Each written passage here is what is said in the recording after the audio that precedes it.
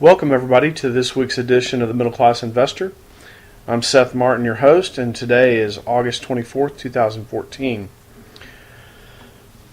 Well, we had a strong rally in the market last week. As you can see here, the market is continuing to struggle a little bit with this line. This is the line that connects the 2000 high with the 2007 high and then extrapolated into the future. And this is where the line is today. And you can see that, over the last couple of months we've gone up over the line, came down hard through the line, and now are retesting the line. Looks like actually a little bit above it. The gaps that we spoke about last week were closed.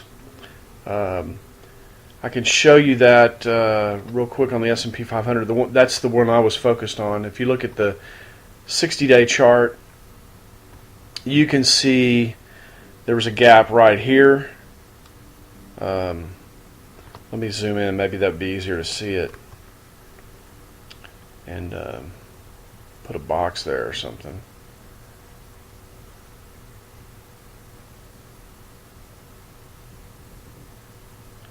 Well, you can see there was a gap right in this area, so let's put a box there.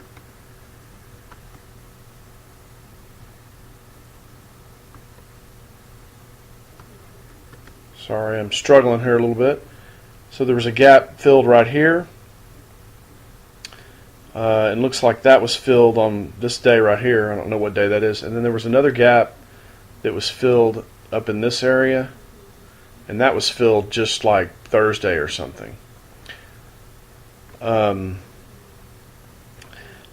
it was a remote possibility, I mean, it's possible the market could have come up and just filled this gap and then rolled over. But usually once you get more than about 2/3 of the way of a retrace, so if you look at a Fibonacci retrace, you go to this high here, down to this low, you can see that, right here on the, even right here, even though we had a little sell-off here, this day on the 15th, or this day here on the 18th, we kind of blew past the 62%. A lot of times, once you get past the 62%, you're going to make a new high. It can come up and make a slightly lower low and turnover. But normally, once you kind of surpass that 2/3 or 3/4 area, the market continues on to make a new high. So it would be real unusual for it to try to fill this gap right here, this gap that was made on the, what day is that? That is on the 25th of July. It would have been unusual for it to fill that gap and then sell off. But, it's something that we were looking to possibly happen. The market, this was a pretty strong move up, so it looks like it's still pretty strong. So it's hard for me to say at this point what might happen next. You might get a little pullback Monday, and then it come up and make a new high. A lot of times these round numbers, like the 2000 here, the market tends to go ahead and want to hit those. And obviously if it hits that, it'll probably go slightly through it. So, I would say that, the next level of resistance is up here around 2005, 2010. And then we might get a little sell-off before that, maybe into this 1975 area, 1980 area, and then a rally to 2005. So that's kind of what I'm looking to happen on the S&P 500. On the Dow, looks like maybe it's already started its little pullback, and it might continue a little lower into this 16,950 area, and then come up and make a new high. The trend line on the Dow is this red line right here. This is the line. Let's zoom in a little bit. This is the line that connects this red line right here. This is the line that connects the 2000 and 2007 highs on the Dow. And then we just extend it out into the future. So we're above that line right now, which is actually kind of a signal for a pretty strong market. But I think we've come pretty far pretty fast, and so I think it's likely that the market pulls back. It'll probably pull back to this line, or maybe slightly above it, and then resume the trend upward. That's likely what's going to happen. I still say there's a lot of reason for caution.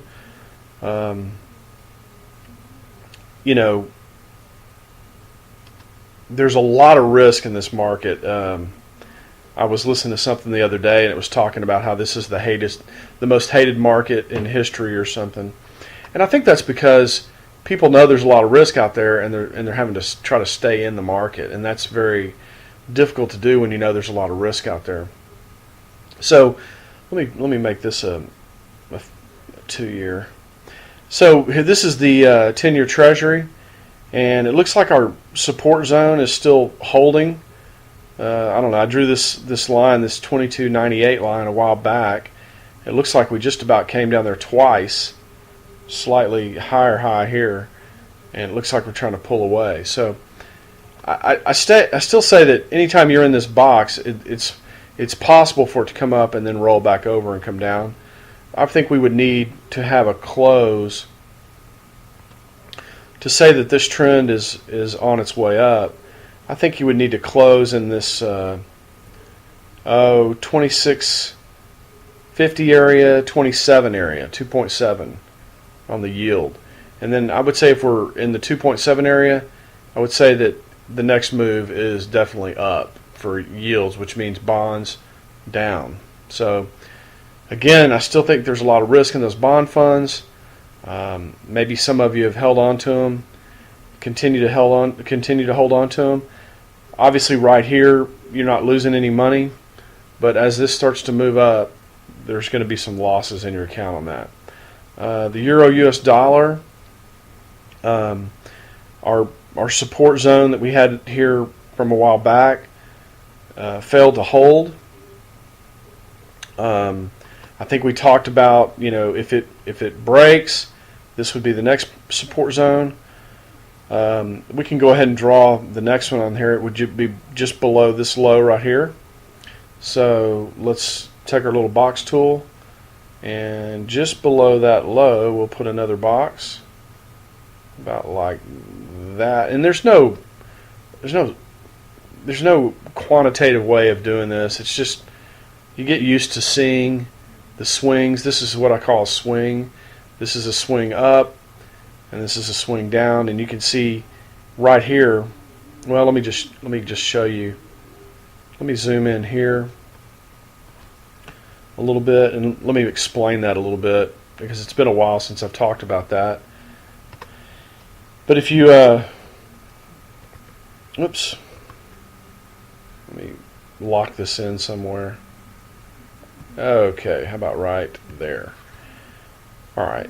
If you see this move up here, this move from here to here, that's a swing up, and then this was the swing down.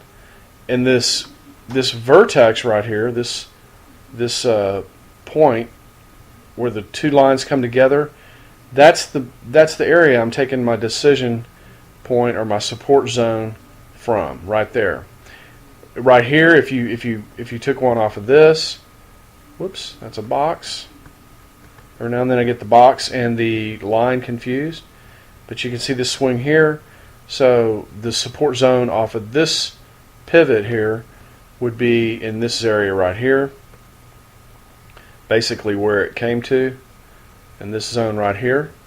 So the market tends to move just past a swing in reverse, or I know this sounds crazy, or it goes through it. Now if it goes through it, then we look for the next zone of support, which would be from this swing here.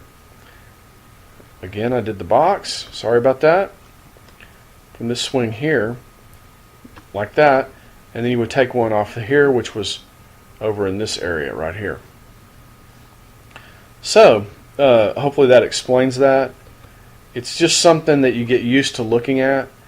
I didn't the reason I didn't take this one is because to me this looked like a lot of sideways chop, and I tend to discount those a little bit. Even this right in here is kind of a pause on the way up here. I'd say the more important one really is this one right here, because what you can see is the market moved down here, okay, and it continued really to move down. Well, it moved down and then sideways and then down a little further before it started making this move up. So the most important swing is this one right here. So actually, let's just take this one off, because I don't want to confuse you guys. I want you to see that this is the swing here that we're most focused on. This down move to up here. So this low right here is the low where we want to create our support from. So let me do that. Let me put a box here.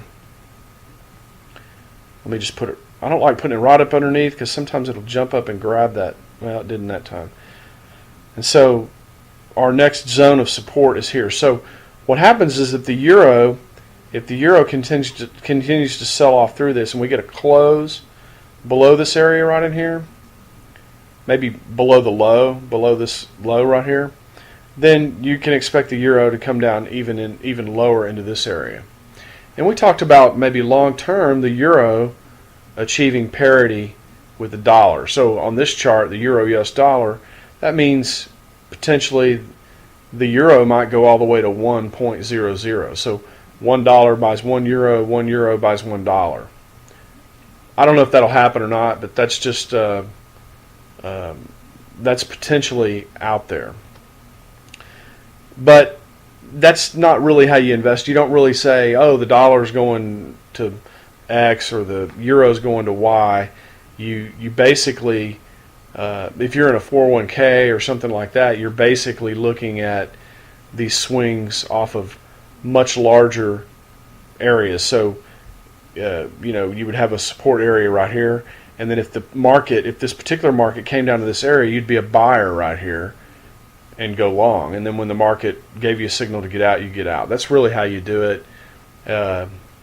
There's really no guessing into what's going to happen. You kind of set up if the market does this, I'm going to do that kind of scenario. Anyway, volatility continues to be very low. It's interesting because you start to hear communication in the news about, well, maybe we're just in a period of, historically low volatility. Maybe that's just the way the market's going to be for the next 20 years or whatever. Well, that's ridiculous. That's people that don't really know what they're talking about, talking on the news. When you see volatility this low, you need to be on your guard. You need to be. This is not a time to get really risky with investments, because low volatility like this only leads to one direction, and that's high volatility. The question is when, and we don't know when. So all we can do is kind of pare back things and be a little bit more cautious, and then develop a plan to deal with it if it comes along. That's basically how you do it. Let's go back to the Dow and the S&P. Let's look at a 6-month chart. Again, this is the line right here that's the key line. If the Dow were to make a lower high and crash back through this line, I'd say that's a pretty big correction coming. This line is very, very important. I mean, it's a lot of people are looking at this line on the chart, and if traders see that this line is not holding up, you're going to see a lot of selling come into the market. That's my opinion, though. I have no way of knowing whether or not that's going to happen. The only reason I bring it up is if it does happen, you may want to activate a plan that takes some money off to the sidelines. On the S&P 500, you have kind of a similar thing, although it looks like really we're waiting. I think that for the S&P 500, we really are waiting for it to break out of this pattern. But the reality is the S&P 500 and the Dow are going to do roughly the same thing. So you could use the Dow to kind of give you some early warning. That's one way to look at it. Use the Dow to give you a little early warning, and if it came through this. Notice how it came through this area. I mean, this is a pretty aggressive sell-off right here. The market just blew down through this. You can see this is a pretty big sell-off right here. So you had a pretty big down, and then a chop back up to a lower high, and then it just rocketed right through that. And sometimes when you see something like this, it's good to kind of have your ears perk up and be on your guard. I would say, if something like this were to happen again, where you get a down and then a chop back up and then another strong move, so something like a down hard, a chop back up, okay, and then a down hard through this line right here. Let me extrapolate that line out in the future a little bit. This could be a good early warning sign, because a lot of times the market it'll see a line like this, and it'll test it and then retest it and then finally give way to it. So this could be a good early warning signal. So that's really all we need to say about that. That I've got the number up here, 16,880. If you see the Dow crashing through 16,880, pretty hard, it might be time to, kind of start looking at executing a plan that takes some money off the table, and, just kind of a wait and see mode. I wanted to show you margin debt. We talked about this a few weeks ago. And margin debt, actually, you can see here, it kind of dropped off a little bit, but then it's turned right back up. So you can look here, it says, according to the NYSE's latest monthly report, investor margin debt increased by $25.8 billion to $464.3 billion. While we did see two consecutive monthly declines in leverage, margin debt has now recovered in a very robust fashion. Without a doubt, the extremes still remain in place, and warn investors that overly exposed to equities. However, there's yet no proper sign of deleveraging. So I'm not sure if everybody's understanding what that means, but essentially one of the problems with our financial system is the banks are getting really cheap money from the Fed, okay? And then they're taking that cheap money and they're using it to buy derivatives on bonds. The reason they don't buy the bonds directly is because they're juicing the returns by using derivatives. Well, and the reason they're doing that is because the bonds don't have any return on them. So maybe you borrow money from the Fed for 0.25%, but it really doesn't do any good to go turn around and make 2.5% on bonds. So what they do is they put it in leveraged type instruments where they can make 15, 20%.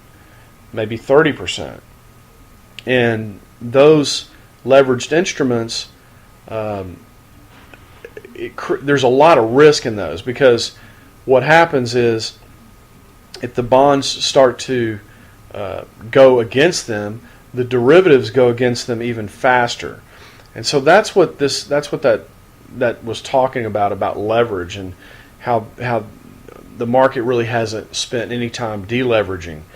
And the problem is with this deleveraging is it can feed upon itself. So you have to sell something in order to cover something, and then your investments continue to go down, and then you have to sell more to cover more stuff, and then you have to sell even more to cover more stuff, and this selling feeds on itself, and then all these margin calls start coming in, and people have to start selling even more. So that's what drives, and it's so fast and it's so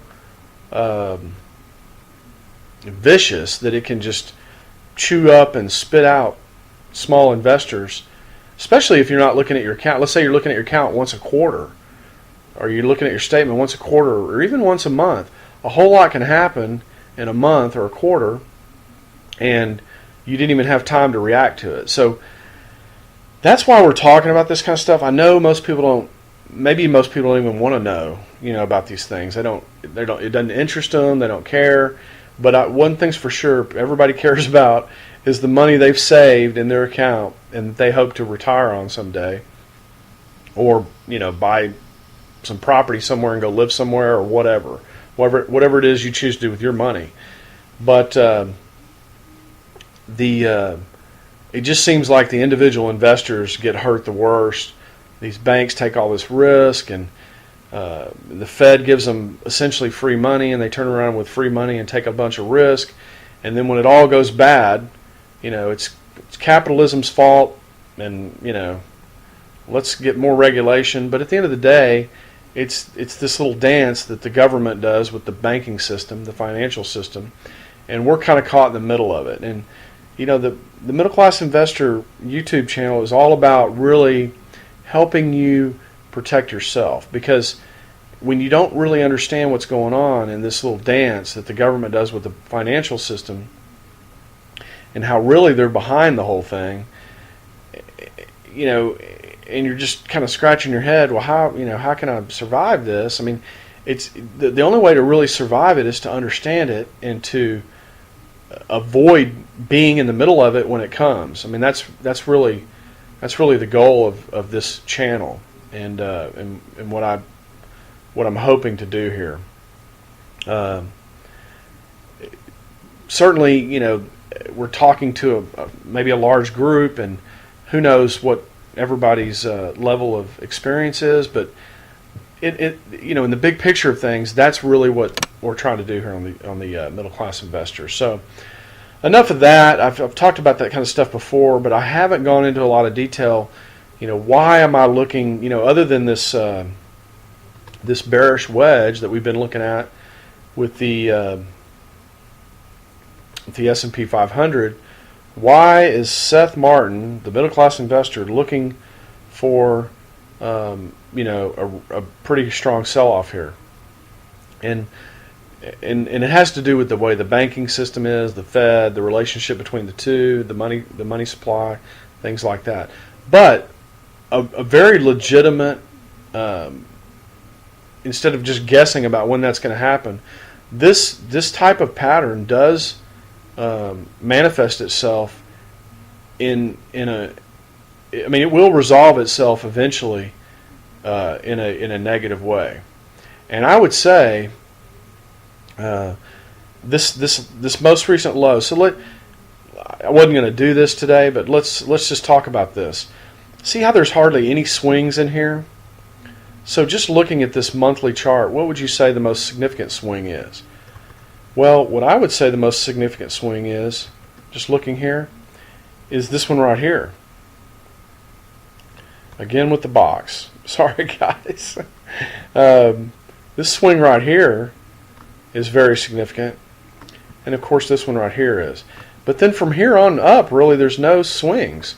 So what we're looking at is we're probably looking at support at this area, which you can see by this number is 1217.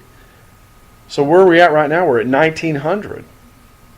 So, or almost 2000. So you're talking about an 800-point sell-off potentially in the S&P 500.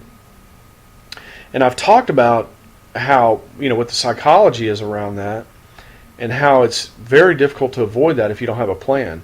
Now, the other level here, I'm not sure what that is because I can't see it. I don't have let me turn this off. This level right here is 1,050. So,